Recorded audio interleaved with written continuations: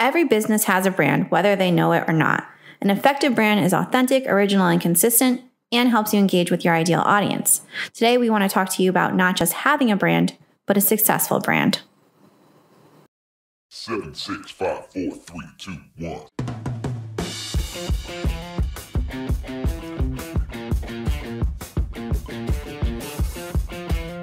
Hi, and welcome to the Marketing Essentials podcast.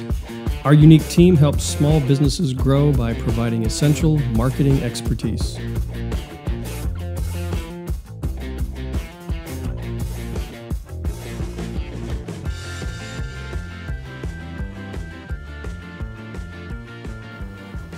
Hello, and welcome to the Marketing Essentials podcast. I am Bill from W. Parmentier Photography.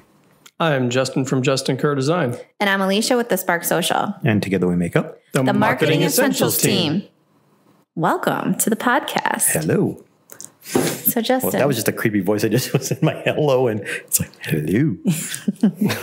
Welcome again. Sorry. It was just the way I don't know. Go ahead, move on. So we talk a lot about branding. Justin is our resident branding consultant. But today we want to talk about developing a successful and personal brand. Right. Okay. So tell us a little bit about what is a personal brand, Justin. Excuse me. Well, I think most people, when they think of a brand, they think of a logo. Mm-hmm. And it's really more than that. I mean, the logo is definitely an important part. It's a visual cue. Mm-hmm. But the way I define a brand is the total experience that your customers, your clients, your followers, or your fans have with you, your product, or your service. So it really takes in a lot of things. The logo is one of them, but it's also the imagery, the written content, the voice of the written content, as well as feedback, testimonials, and reviews. It's what your customers say about you. That's all part of your brand. Okay, so what's the difference between your brand and your personal brand? Well, a lot of our listeners are entrepreneurs, small business owners. Sure. So their business brand is not that distinguishable from their personality and who they are. Oh, okay. We're not talking about huge companies. Mm-hmm. So developing a personal brand is something that I think a lot of small business owners and entrepreneurs need to do in order to figure out who they are and, by extension, what their business is, because they are the business. Sure. So, we can just say, developing a brand or developing a personal brand. I think for our audience, it's probably one and close to the same. Yeah. Okay. I just wanted to see if there was a distinction between the two. Yeah. If we were, if we were talking about, 500 employee company, then we probably have a different podcast. But I think for the people that we're talking to, Can I get a little more specific? Mm-hmm. So when I think of a personal brand, I think photographers often have a personal brand because it's you taking the pictures, unless you're, it's you behind the camera. I think that real estate agents often have a personal brand because restaurateurs, they're dealing one-on-one with their clients. Sure. A lot of sales reps now have a personal brand because you could be an agent for a large insurance company, but when you come across on social, it's your personal brand, not the company. Sure. I know of a real estate agent who to this day, I'm still not quite sure who she's affiliated with as far as the real estate agency that she is, but I know her as her personal brand. Mm-hmm. Mm-hmm. So for me, it's indistinguishable. I don't even know the difference between that personal brand and her actual brand, the company that she works for. Right. It is very I think the two are very close now because even if you are, so I like being in the Spark, we have employees, so we're not huge, but Nicole and I still, my business partner, Nicole and I in the Spark, we want our personal brands to still come through. Even though we are an agency and we have other team members, we want the personal brand of who we are to come through on social media. And when we're at networking events, speaking opportunities, etc., we really believe in having the personal brand tied into the business brand. Right. And if you're starting up a business and you're taking the time to do it right and developing a mission statement, a vision, and core values. I did that. Some guy helped me. Some guy. No, Justin helps me. So I know the process. Yes. Right. And do you agree that it all comes from you? I mean, the vision, the mission, the values all came from you and Nicole. Yes. You said these are the things that are important to us. Yes. So even as the business grows, if you turn into a 50 employee business, how you market yourself may change, but the core of who you are still going to be you, right? Because you're the one that started the business.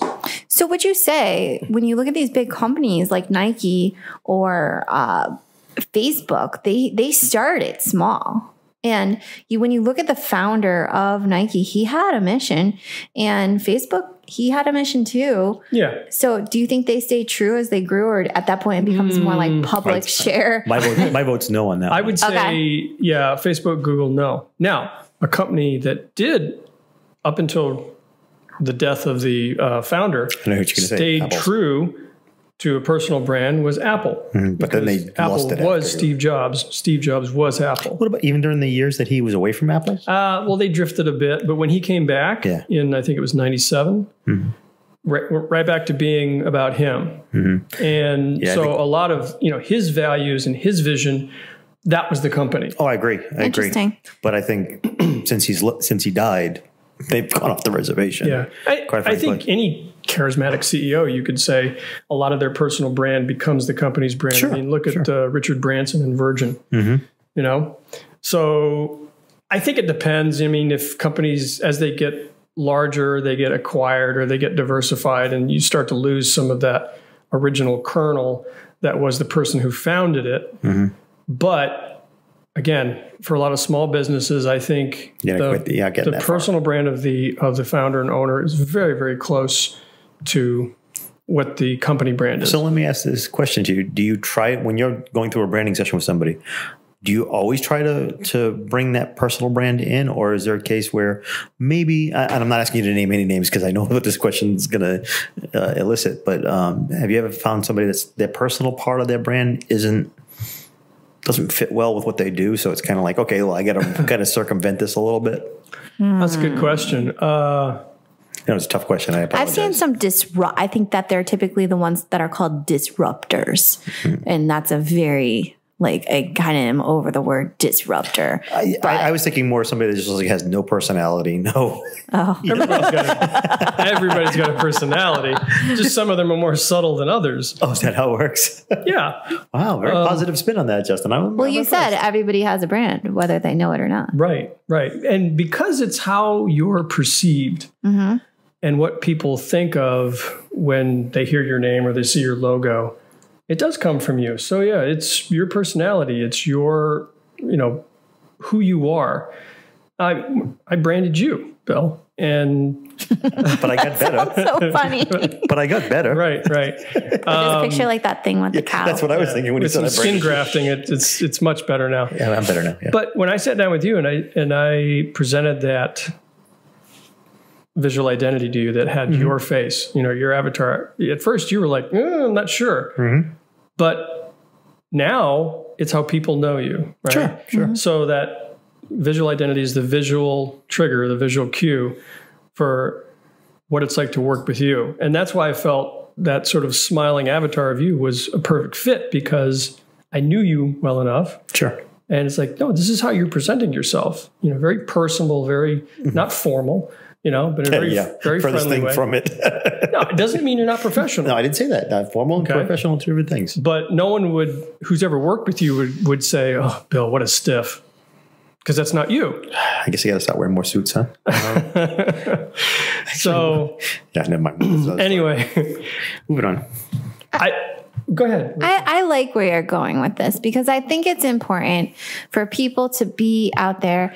And even if it feels uncomfortable, like Bill was kind of like at first, I don't know about this being my branding. You can't hide behind your company and let that be the brand. But there are people out there that want to do it. That's the problem. But I think that the brands that have more personality to them are the ones that connect with their core audience better and are more successful. That's I know I would agree. And what we've all been talking around for the last minute is authenticity. Yeah. It's interesting. I was just thinking as you were talking about my personal brand, and even though I get the whole process, I've shared this with you offline, and I'm going to out myself online now. But not that way smart. Like, you just gave me a look like I was doing something. No, I'm just waiting for the big reveal here. No. I said, I haven't always stayed true to my personal brand the way I am, because over the last, when you're starting up a business, you try to be everything to everyone. And it's real easy, even though you know what your personal brand is, after you've been through the whole branding thing, you lose that for a little while because you're interested in trying to be something for somebody else who might hire you. Mm-hmm. And then you go, okay, well, I got to be this for this person who'll hire me, so that I'll go there. And I think I've realized over the last year, as much as I love my brand, I haven't been true to it at some points, because when the end of the day comes, you got to try to make money. So you're trying to figure out whatever way you can do it, and sometimes it's hard. So that's what I meant by outing myself. No, I completely listen. I get it, and I use that exact same phrase in the most recent article that I wrote about my brand and the evolution that my own brand went through. So. I'll still have to go back and read it now. I haven't had a chance to read it. No, I said it's, I came out one brain as this is now part of my brand, talking about the pirate side of me and incorporating that into my brand. But I went through that whole process, and it took a year for me to come to terms with that and realize that if I'm going to be authentic, because I am the company, right? If I'm going to be authentic to that, I have to incorporate this part of myself into my brand. Mine's a little bit more subtle than you. I know. I understand. No offense, I understand. I'm not dressing up as a pirate, But I think what my personal brand and my company brand was suffering from was a lack of authenticity. Sure. I was trying to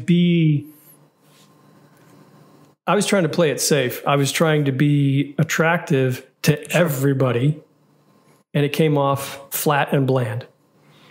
And just in the few weeks that I've outed myself, so to speak. See, you're using my term now. I know, and put myself out there. The feedback has been nothing but positive. And now I'm kicking myself going, I should have done this 6 months ago. But it was the right thing to do, because now not only can I be more authentic to who I am and project that as my brand, but it's distinctive, right? I don't look like every other brand strategist and designer out there. Yeah, that makes sense. And that's good, because if someone comes across you on social or your website and they see your brand and they're like, man, this guy's not for me, then fine. The relationship probably was never meant to be. Sure. Why, as businesses, do we think that every single client is meant to be for us? That's not the way you go through life with friends or relationships. I think it's because at the end of the day, we're looking to make sure we're staying profitable. And if you hit a bump in the road or whatever it happens to be, then it's real easy to start losing your personal brand in an effort to make ends meet. Oh, hello. Yeah. At least that's what I can say for me. Yes. It's real easy when I have a lean month to go, okay, let me try to be something to somebody else that I'm not really, or I don't even. I mean, it's not. I don't think it's as much of a switch of I'm going to act like I'm not who I'm not, as much as it's just like, let me try to be the person that I think that they want me to be. So it's easier said than done. Sure. Definitely. I agree. And we all have that FOMO, like, oh, if I don't take this client on, I'm missing out on this huge opportunity. Yep. But if they're not ideal for you, it is hard to say no to the wrong opportunities. But I think adhering to your personal brand, and sometimes even coming up with a mantra like, would a pirate work with this client? What would a pirate do? I don't know. Something that brings you back to your true ideals. If I said that would be way off. Yeah. What would a pirate do? No, I'm not a pirate. I think in our agency, it's like, is this customer, is this client, are they on board with our mission of doing good socially? Are they just, here for a quick buck, or are they really truly committed to providing something for their clients and their customers? Right. And that's what matters to us. For my brand, it's authenticity is at the heart of it. Mm-hmm. And, I'm telling people I can help you discover your true brand. So when I'm telling them that, I have to be able to speak that, in a way that is authentic to me. So I can say to them, hey, look, I know exactly how you feel because I went through the same process. Very true. And, it fits, right? The whole idea of discovery. I absolutely love the way you taken the journey. Yeah. We've gone as far as that. I think it's exactly what you need to do. And trust me, without that amazing photo that I have been leveraging everywhere, Man, I this would not have been triple for that. nearly as successful. Yeah. No, I have to give huge credit to you for making me look that good. We will put that in the show notes, by the way, if you have not seen Justin and his That was such a fun photo to take. attire. You know the interesting part about that? I'll give you a little secret while we're talking. We did that in his living room. Wow, really? That photo was taken in the living room of his house. Yeah, that was a great picture. Yeah. It is a great picture. We'll put that in the show notes. All right. Because it visually, I think that really does capture. It does. It really. That was the thing when I was thinking about this, because obviously I have known you forever, and when I took those pictures, you had been doing, pirating for a couple of years, I think, at that time. About 10 years at that point. Yeah. But I knew that was part of who you were. And one of the things in my back of my mind wasn't necessarily about your brand, but I wanted to make sure that what I did fit who you were as a pirate. Mm-hmm. Nice. No, you did a great job. So, sorry, just didn't mean to. It's been a huge part of getting the brand out there. Can I tell a little secret? What? When I saw you, I got the opportunity to photograph the cohort event where you showed that photo. Oh, yeah. Where you announced that you were a pirate, basically. And I was like a little schoolgirl when the picture came up on the screen, like, that's my photo. I couldn't resist. Because you hadn't told me you were going to use it. I didn't care. Oh, okay. I didn't care. It was just the point of. Well, what was interesting is at that event, we had a 2-minute pitch. We were given the opportunity to use 3 slides. And I had met with a woman who was advising me on the pitch, and she really helped me tighten up the pitch. Did you show her the photo? I showed her the photo, and I said, so what do you think about for my slide deck? She goes, you really only need 1 slide. She says, that's the slide right there, the pirate. See, that changes everything when you can sum it up like that. Yeah. So she was very helpful, and the photo it's a huge part of the brand. So we should probably get back to the topic. I know I pulled this way off track. I apologize.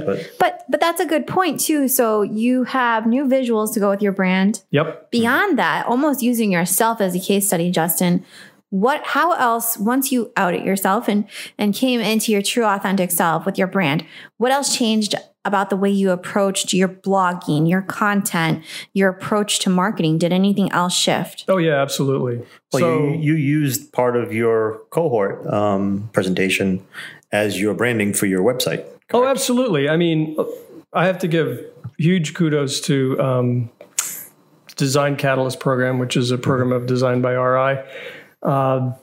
Because without that experience, I would have never been convinced to go ahead and pull the trigger on this. Sure. So out of that, I mean, we already had the pirate photos. That was something that was already sort of existed. Yeah. Mm-hmm. But and showing that photo to a few people, they're like, oh my God, you absolutely have to like incorporate this. Mm-hmm. So that then became the catalyst for thinking about, I need to incorporate this. What else do I need to do? Well, I got to redo the website, right? Mm-hmm.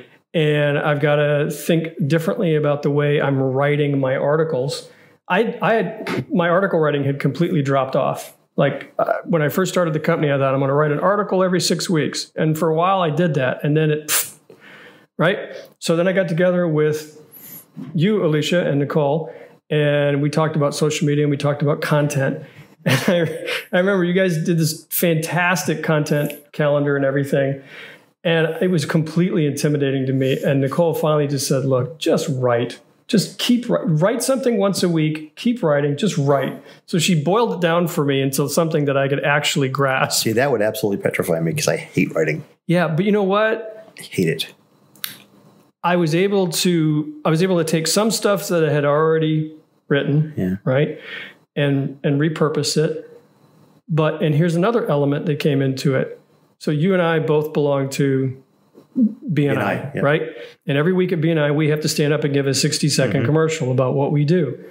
A lot of stuff I've been writing has come directly from those 60-second commercials. Sure. So you're producing content without even knowing it, really. Exactly. Exactly. And the podcasts, every time we sit down and do a podcast, we have to write an outline for the podcast, right? More content. So here I was actually creating content. I just wasn't taking it and formalizing it into articles that I could publish once a week. For me, it would probably be more in a video form. That's just the way I work. That's fine. Because I don't work well with writing paragraphs. Right. It's just I need the content writer. That's what I need. There was the writing, but the style of writing changed. I mean, you and Nicole both said, look, these are too safe. You need to have a little bit more of an edge. And bringing the pirate in to the brand, I felt like I had permission to, okay, I can put a little bit more edge to this. Not that I suddenly turned into a jerk, but I was able to write a little bit more honestly and a little bit more freely. And I think it improved a great deal. I think so. I saw some of your recent blog posts. Yeah. So it's just a little bit more authentic to who I am. So yeah, the imagery, the writing, redoing the whole website, that the video that you helped me shoot. Oh yeah, I forgot about the video. A huge piece, right? So again, that was my pitch that night at the Catalyst Showcase. Yeah. That became the video. Sure. Right? And it's just sort of a culmination of things that have been going on the last year. You know, even just being on this podcast and getting more comfortable in talking about what I do and getting comfortable in, expressing that in an authentic way, that helped as well. So there are a lot of things that kind of converged, I think, to make this rebrand possible. And the whole key, though, at the center of it was authenticity. If it wasn't authentic, don't include it.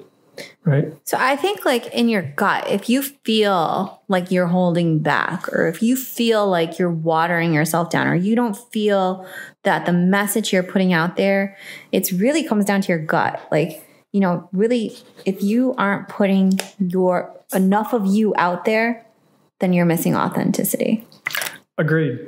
And I think the other thing that is necessary that helped me was having people, and we've used this analogy before, other people who are outside the jar, right? Because I'm inside the jar, I can't see the label, but other people who are on the outside that can see things that I can't, who encourage me to go ahead and take the risk and be more authentic. So you and Nicole, the people in the cohort, you, Bill, all these people that were saying, no, I think this is authentic. I think this is true.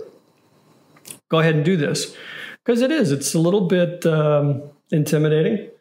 And I was concerned about, if I do this, is it gonna ring true? Is it gonna be taken, positively, right? And so far it has. So it wasn't easy to step out. No, not everybody has like a pirate side to them. No. I think a lot of the clients that I work with probably have it comes out in a much more subtle way. But there's still so you don't have to have a secret like personality or something. Yeah. No, you don't have to have an alter ego. But something authentic about something authentic. A lot of the clients I work with, there's something about them, some part of their personality that they're holding back. I agree. I agree. I did this, what we're talking about today, as a workshop. And one of the participants in the workshop, I can't really say what they do because I don't want to give it away. But after I talked to them about this, she said, there's a part of me that's on the personal side that I incorporate in what I do, but I've never marketed it in an overt way. But now that I've heard you talk about, your story and everything, I feel like I have the confidence to now bring this out in a more public way and incorporate this part of my life into my business, because it's already there, but I don't market it that way. And she told me what it was, and I said, absolutely, I think you should do this, because this part of you that you're bringing out and you're incorporating into your brand is going to be the differentiator between you and every other person that does what you do. Okay, so I've got a question. Oh, I'm leaned away from the mic here. Sorry. I've got a question now. As far as somebody that you're working through the process with them, right?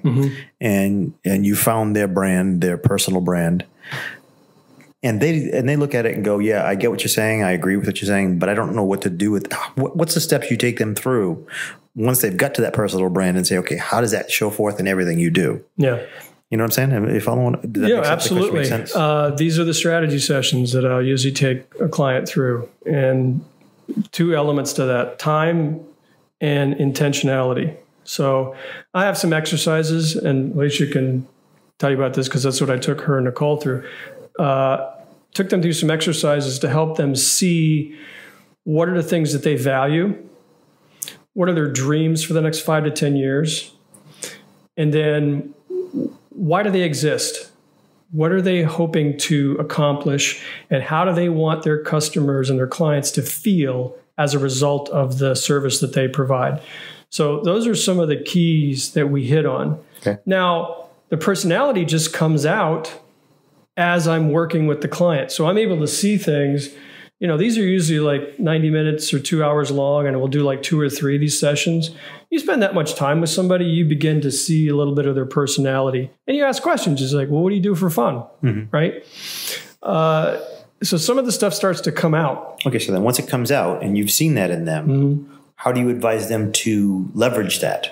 So in other words, okay, you had Spark Social, right? And you're going through the whole process, and you figured out where their personality was as far as their personal brand.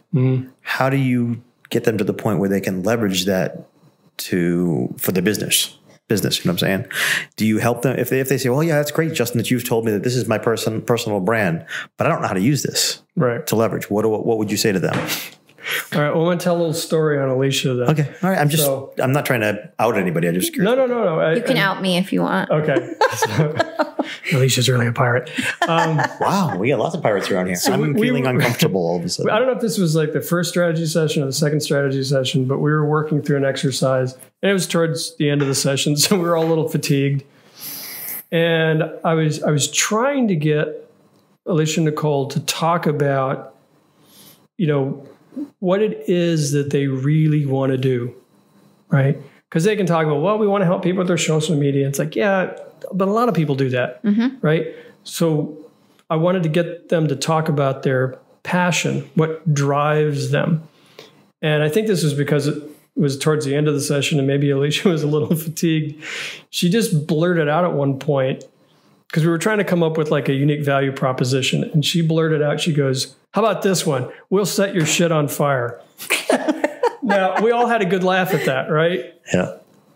But in that is the essence of really what they want to do. So we took that and we were able to turn it into a statement that talked about the passion that they come when they work with their clients, the passion that they bring when they work with their clients, and why they feel about social media the way they do. So from that kind of flippant statement came the kernel of what is really at the heart of their mission. Gotcha. Okay. So we prettied it up, I mean, their mission statement is not, we'll set your shit on fire, but that's the essence of it. So can you say shit on a podcast? I just did twice. And I just said it once, so now we're... we're... Alicia, you want to say it so that we can just get all 3 of us to have said it once?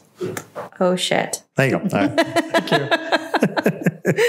But it was, I think like some people think that, well, this part of my personality doesn't really play into my brand, or this isn't important. I'm not going to say it. And you working with you to get this process done, you made us dump everything out onto paper, and we'd be like, no, that's stupid, and you'd be like, no, put it out there, put it on paper. We can always get rid of it, but until you put it out there, we don't know if it's good or not.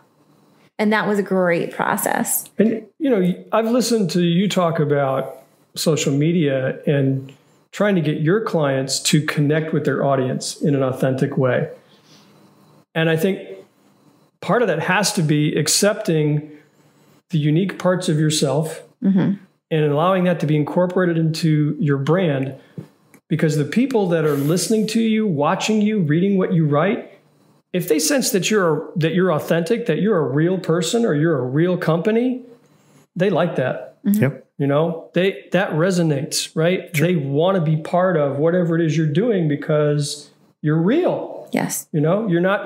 It's not a facade. This is really who we are. And anybody that meets with you and Nicole for more than 10 minutes gets the whole Spark Social thing. It's like, wow, these ladies really do bring the spark. 100%. And so I recently I have someone on my staff who manages our social media.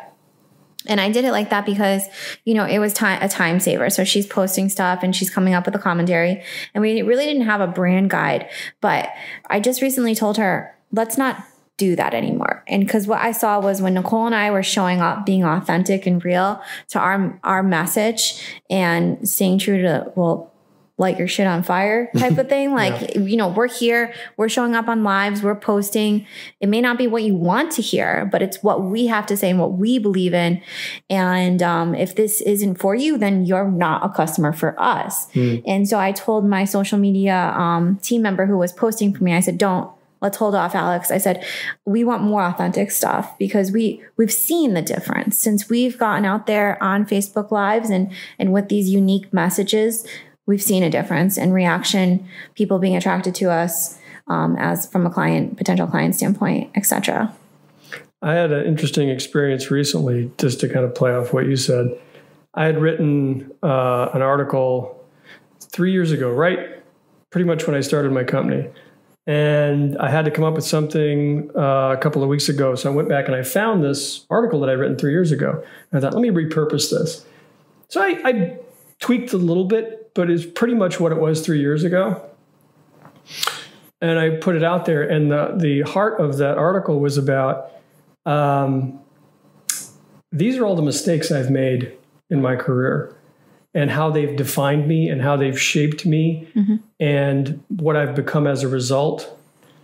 And that article that probably came out like maybe 2 weeks ago has gotten more hits on it than almost anything else I've written. And I think the reason is people read that and go, this person's being real. They're talking about some big missteps that they've taken and what they've learned from it. And people connected with that. And I got a lot of comments. I got a lot of traction from that article, far more than I thought. You know, because I've written articles where I've, you know, talked about my philosophy of design and talked about branding, and I've critiqued things that I found that were bad. And, you know, they usually get a couple of people go, hey, you know, nice article. This one just like blew up. And I really think it had to do with the fact that I was just being real. I was being authentic, saying, all right, here's some of the knucklehead stuff I've done in my career. And other people, I'm sure when they're reading are thinking like, yeah, I've done some of that stuff too. So that's what I was talking about before about the authenticity is that resonates with people, you know? I think too, like, so you said there was a content calendar in place and stuff like that, but sometimes don't go by the content calendar. If you're feeling fired up, maybe don't publish or hit send at that point, but get it out on paper, do a quick video, because if you're passionate at that moment, you're enthusiastic and you have something to say, get that content out, be authentic, be true to who you are. Yeah, I would agree. Sure. I would agree. So how about summing it up? Good luck with that one. Summing it up. Well, wow, I don't even feel like we got through half of it. There's so much to talk about when it comes to being authentic. A two-parter, my friend. Yeah, I had a lot of notes here, and I think we hit like maybe a tenth of it. I'm sorry. I think I kind of derailed this early on. I think it was such good stuff. I think it went where it needed to go. I mean, obviously, authenticity was part of what I wanted to talk about, and there was just a lot more to it than I thought. Sure. So yeah, maybe we do make this a two-parter. I don't know. But to sum it up, I would say you think about your brand, your personal brand, your business brand. You need to think about it holistically. It's not just the logo, right? It's all of who you are. And the most important thing is you can't be afraid to bring all of you to the brand. Show up. Right. Show up. And the things that are unique about you can be the differentiator for you and for your business. And I would say, you know, take a risk and allow those things to be part of your brand. I mean, work with a professional, integrate them in a smart way. And I'm going to stop you right there. I'm going to say, obviously they need to talk to a professional. And if they're at the beginning stages trying to figure out, you know, what is my personal brand, and they want to go through some of the exercises that you just talked about and some of the steps, how would they contact you, and how would be the best way to, you know, start the process? Probably the best way to get a hold of me is to go to my website, which is justinkerrdesign.com. There's a contact form there. You can reach me that way. You can reach me by email, justin@justinkerrdesign. And I'm also on Instagram and Facebook. Awesome. So, well, thank you, Justin. Thank you for showing up and being you. Yes. Thank you for being the mighty pirate. Thank you. Arr. I knew that was Had coming. to do it. I avoided it. Just for the record, I avoided it. Just, you know what? Before we end the episode, since you brought up R, a pirate's favorite letter, of course, of the alphabet is R. But why do pirates have difficulty finishing the alphabet? Because they always get lost at sea. I love jokes like that. And on that note, we'll see you later. I'm getting a sinking feeling it's time to leave. Yeah. Thanks for listening to the podcast. And until next time, See ya. See ya. bye. Thank you for joining us today. And as always, you can find the back episodes of our podcast on Apple Podcasts. And you can also find us on our YouTube channel. Both of them are the Marketing Essentials team. You can find us on the web at marketingessentialsteam.com. And if you subscribe through our website, you'll receive a weekly email and letting you know when each episode has been published. Also, you'll receive a link to subscriber-only content. You can also find us on Facebook in our private Facebook group. Just search Little Roadie Marketing Support Group. It's a great place for other marketing professionals and business owners where we can share marketing advice, challenges, and general trends. Hope to see you there.